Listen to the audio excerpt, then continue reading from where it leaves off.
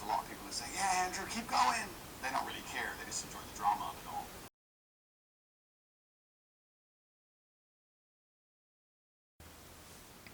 So this video by Andrew Tate and a therapist has been breaking the internet today. People have been having a lot to say, or rather a lot to speak about it. Apparently, for the first time in many of Andrew Tate's interviews, he got to have a sit down with, someone who asked him questions that are probably a bit different from the norm. Of course, questions, no obvious questions um, that you've had probably of Andrew Tate in different interviews, but a little bit different out of the norm. So let me see what the fuss was all about.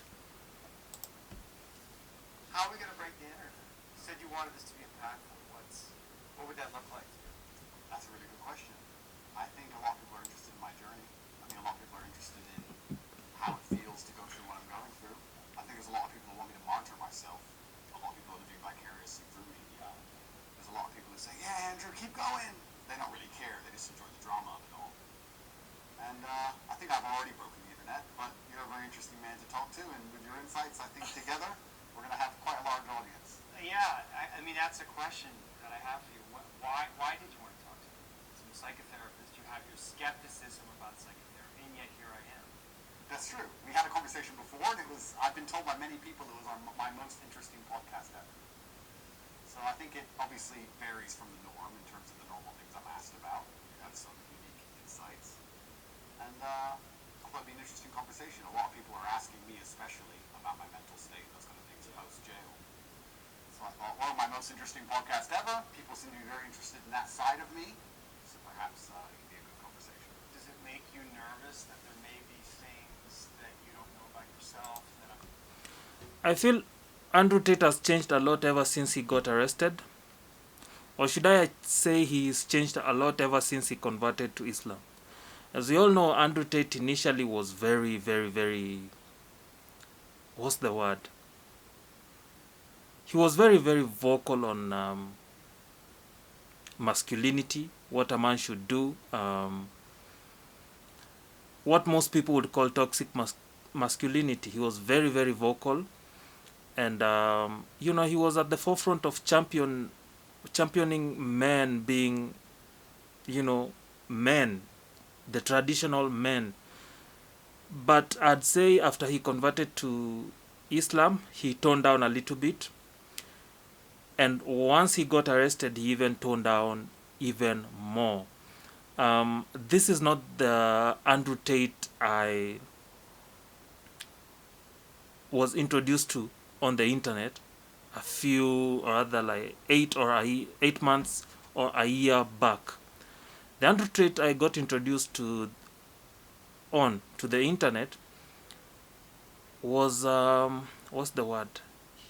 He'd go on interviews, he'd destroy women, and when I say destroy, I don't mean physically, but mentally, and with his ruthless words. I mean, he just has an answer for everything, and yeah, he has comebacks and feedback for everything. But the Andrew Tate we know now is a little bit, not even a little bit, but very, very respectful towards women. Initially, he wasn't. If we're being honest, initially he wasn't. What do I think about his views? Especially before all these arrests and him being attacked and him being blackballed, by what we call the Matrix. I think he was honest. You come to Africa, African men live what men like Andrew Tate, but to some extent, African men have been, weakened, by all these values and neocolonialism, all this nonsense we see on TV and all that kind of BS, right?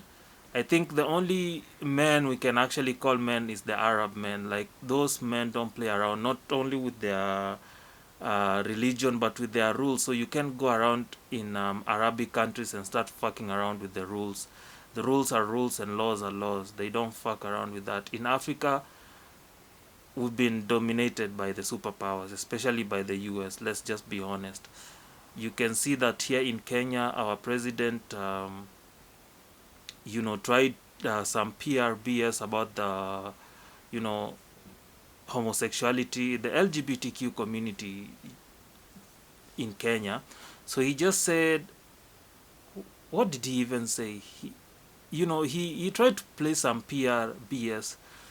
But here in Kenya, I'd say Kenya is like the African asylum for the LGBTQ community. I'd say South Africa, South Africa is the first African country who really support the LGBTQ community, followed by Kenya, hands down.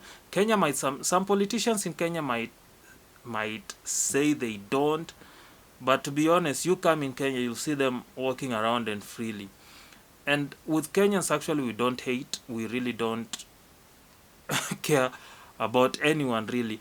But okay, let me rephrase that. In Kenya, we don't really hate. We don't really give a fuck about other people's lives and businesses, unless you start doing it in public. Now, that's when you draw people's attentions, and then the people might come for you.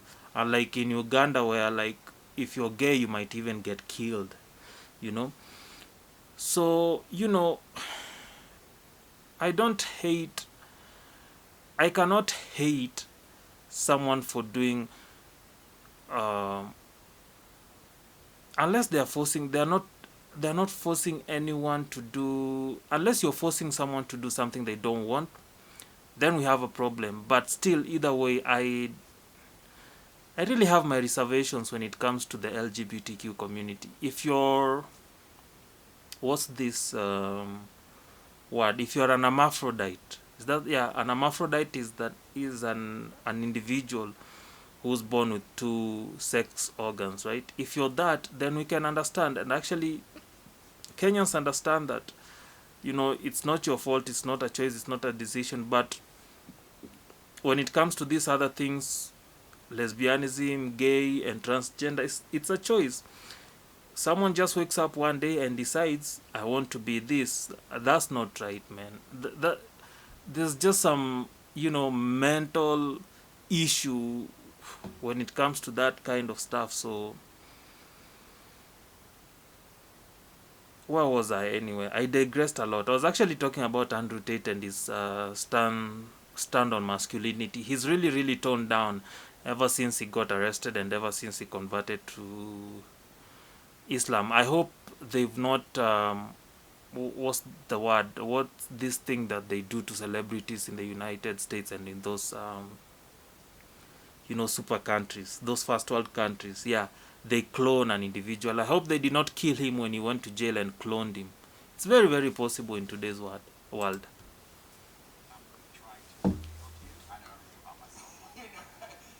Everything about yourself. I believe that I have an intimate grasp of all the things about myself which matter, which allow me to compete. Right. So there may be things I don't know, but I'm not sure if I particularly need them. So I'm not that interested. Right. What's useful is more important than what's true. Absolutely. Right. And you've developed a framework of thinking about yourself and thinking about reality that's incredibly effective for you. Completely. What's useful is more, you nailed it, what's useful is more important than what's true. This is an old argument of mine, but I think we discussed it in the last podcast, and I'll say it again. When I say I don't believe in depression, nobody can convince me to believe in depression. That's not a matter of discussing whether depression is real or not. That's a matter of me accepting that my mental model for going through life is more effective if I don't believe I can become a depressed person. When it comes to depression, actually, I believe that the word depression is overused. There's stress and there's depression. And people like to play around with that word depression a lot, especially here in Africa. You'll see someone just having some small stress, and they go around saying that they've been depressed, they've been suicidal. It's one thing to be suicidal, and it's another thing to have suicidal thoughts, right? To be suicidal is you actually trying to take your life, and someone else, and a suicidal person, most of the times, they end up dead, right? if you're suicidal, rarely do you survive to talk about it. If you're really, really suicidal, you go ahead and kill yourself. But in one or few cases, there's if you're suicidal, someone might find you trying to commit suicide and save you. And if they're kind enough and they're good enough, they'll try to push you to go for therapy, that kind of stuff. And you might end up okay, and probably you might end up killing yourself, right? But if you're really, really suicidal, you don't try to commit suicide and say, and when you're trying to commit suicide, you sit down and start saying, oh, I have a lot to live for, probably I have a child, I have people who love me, let me try to give it a chance. No, that's not you being suicidal. That's just you seeking attention. So suicidal people don't survive suicide attempts unless someone by chance finds them, tries to save them, and tries to push for their recovery. Having suicidal thoughts does not also mean that you're suicidal. Anyone can have suicidal thoughts if you're stressed. Who hasn't had suicidal thoughts at some point in their lives, right? It's just life. It's the only problem with today's world is that everyone has to find a word for something. So I think it's really, really wrong for people to play around with the words depression. Depression, there are some people, a few people who go through depression, and depression is really, really serious. But you having stress, you feeling stressed, is not a reason to start going around saying that you've been suicidal before. Please don't mock the word suicidal, Bana. Use it sparingly. Anyway, I think this Andrew Tate is boring. I used to like the radical Andrew Tate. Yeah.